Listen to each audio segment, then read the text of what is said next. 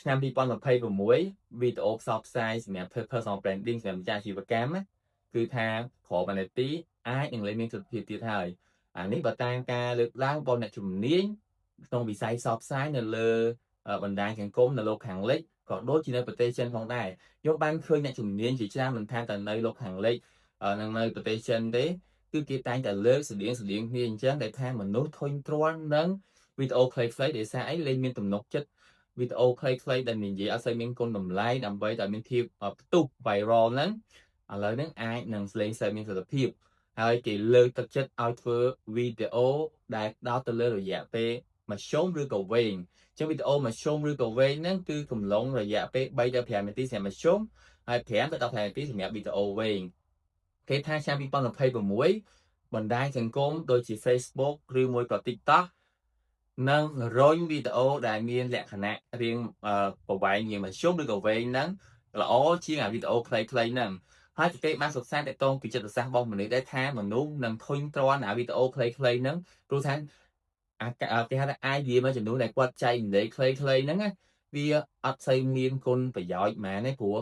និយាយឲ្យតែបានស្ទុះហើយចង់អនុវត្តក៏ពិបាកដែរអញ្ចឹងហើយបានគេឲ្យតម្លៃទៅលើវីដេអូដែល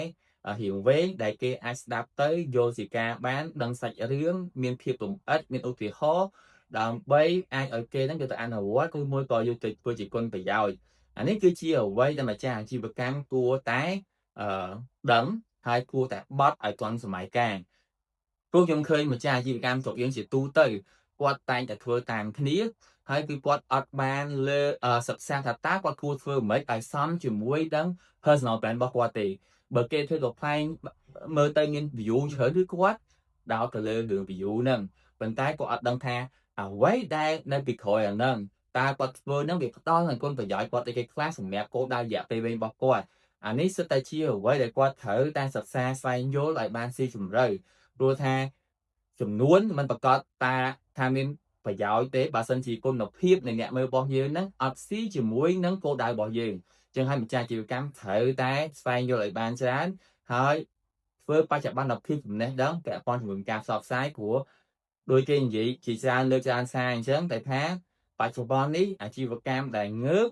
គឺជាអាជីវកម្មដែលគេស្គាល់ថាអ្នកណានៅពីក្រោយ